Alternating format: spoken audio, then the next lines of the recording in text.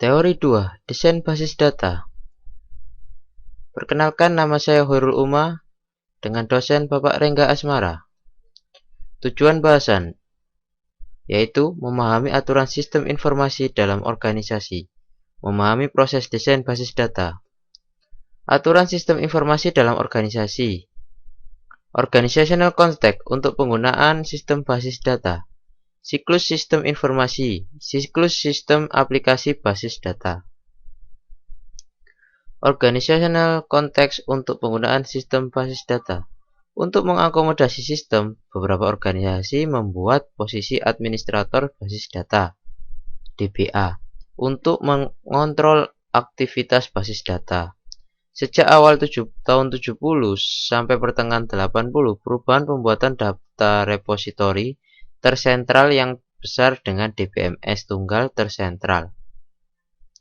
Selama 10-15 tahun, pengembangan basis data meliputi personal komputer dan produk software seperti basis data, seperti Excel, FoxPro, MS SQL, Access, atau SQL.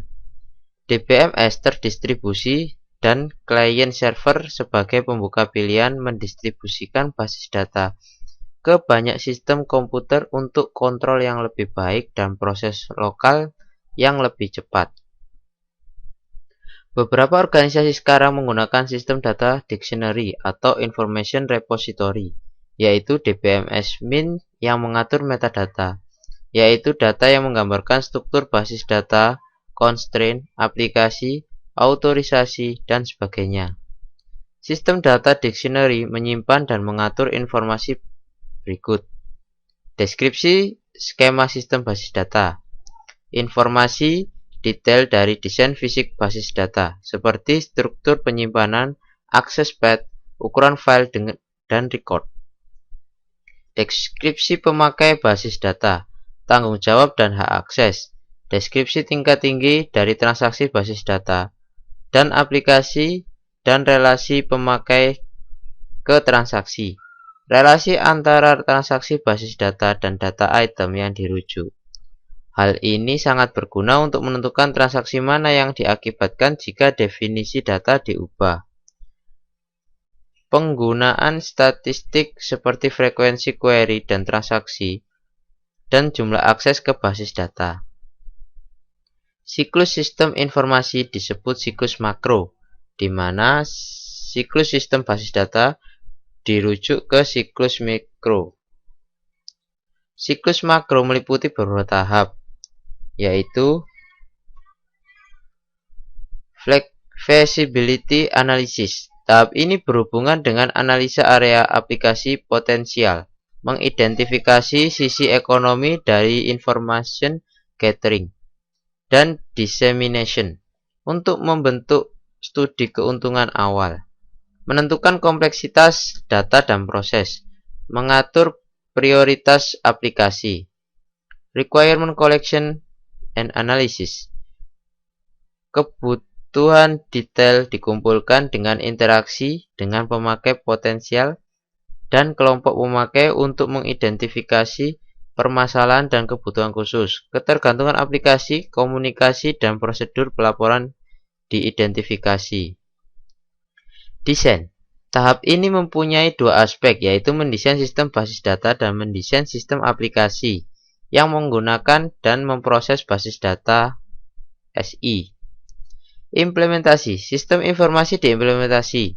Basis data dibentuk dan transaksi basis data diimplementasikan dan diuji coba. Validation dan acceptance testing. Tingkat akses dari sistem dalam memenuhi kebutuhan pemakai dan kriteria performansi divalidasi.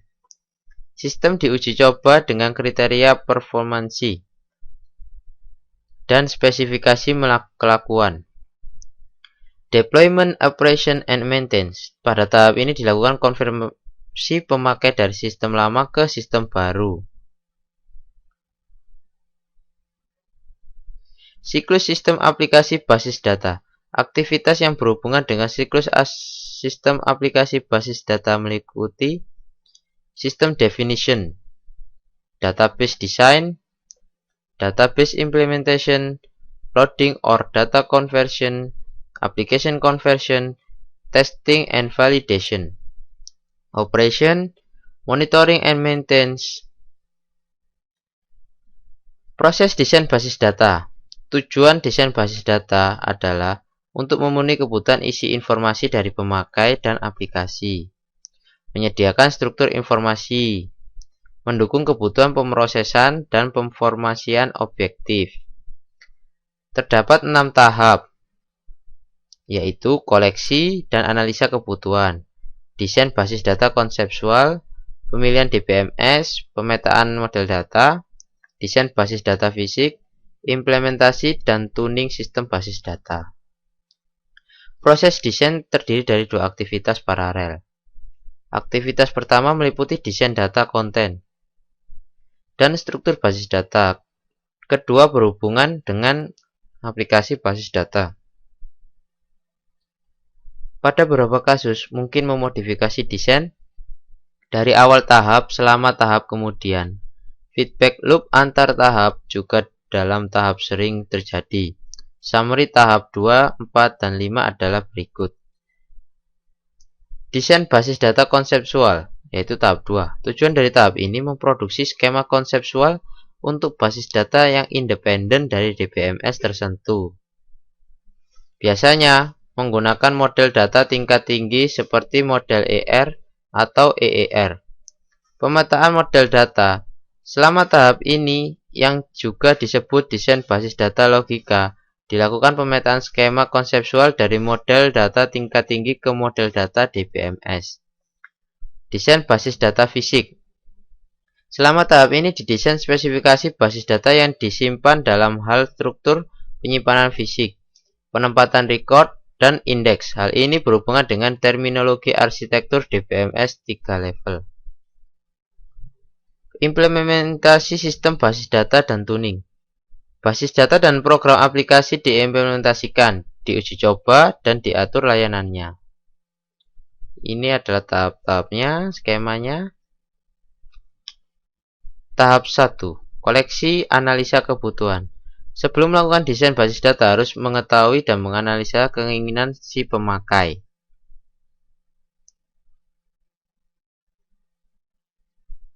Aktivitasnya adalah area aplikasi mayor, kelompok pemakai yang akan menggunakan basis data.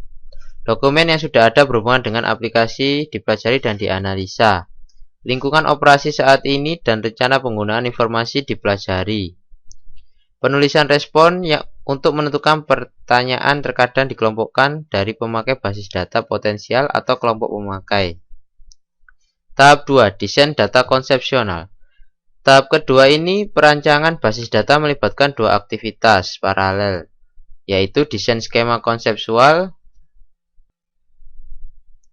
menentukan kebutuhan data yang mau dihasilkan pada tahap 1, dan menghasilkan skema basis konseptual. Pada tahap desain basis data, perlu menggunakan model data konseptual level tinggi, dengan karakteristik expressiveness, simplicity, understandability, minimality, diagrammatic representation, formality. Pendekatan ke data ke desain skema konsepsional. Untuk desain skema konsepsional harus diidentifikasi komponen dasar dari skema, tipe entity, tipe relation, dan atribut. Ini adalah berbagai model pendekatan untuk merancang skema konsepsional. Ada 2 pendekatan. Yang pertama terpusat, yaitu one shot. Yang kedua pendekatan view integration. Strategi untuk desain skema top down dimulai dengan skema yang berisi abstraksi tertinggi sampai yang terendah. Bottom up, kebalikan dari top down. Inside out strategi. Pada kasus khusus dari bottom up strategi di mana atensi difokuskan pada himpunan konsep terpusat yang lebih nyata. Mix strategi, yaitu kebutuhan dibagi berdasarkan top down strategi. Bagian skema dirancang untuk setiap partisi berdasarkan bottom-up strategi. Ini adalah strategi top-down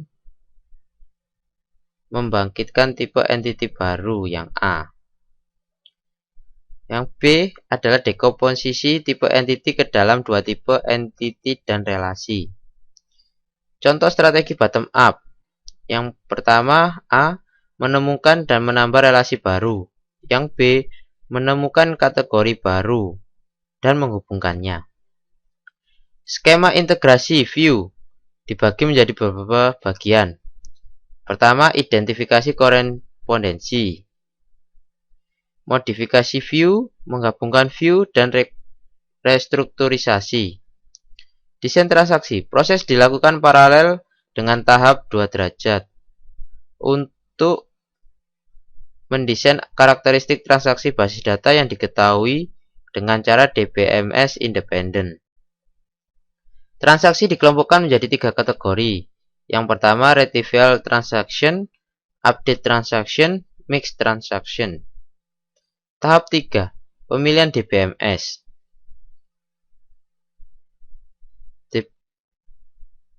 DBMS adalah merupakan salah satu faktor teknis. Yang termasuk faktor teknis adalah tipe DBMS, relational, objek, dan lain-lainnya. Hal-hal yang harus dipertimbangkan secara ekonomi dan faktor organisasi adalah software acquisition cost, maintenance cost, hardware acquisition cost, database creation and conversion cost, personal cost, training cost, operation cost. Tahap 4, pemetaan model data. Proses pemetaan dalam 2 bentuk, yaitu sistem independent mapping, tailoring the schema to a specific DBMS. Tahap 5, desain basis data fisik. Perancangan basis data fisik adalah proses memilih struktur penyimpanan khusus dan mengakses path untuk file basis data agar mendapatkan performance yang baik pada aplikasi basis data. Kriteria berikut untuk menuntun pemilihan rancangan basis data fisik: waktu, respon, utility, ruang penyimpanan, transaction throughput. Tahap 6, implementasi basis data dan tuning. Setelah perancangan logika dan fisik, kita dapat mengimplementasikan sistem basis data. Ini merupakan tanggung jawab dari DBA, yaitu Database Administrator. Sekian dari teori 2. Terima kasih.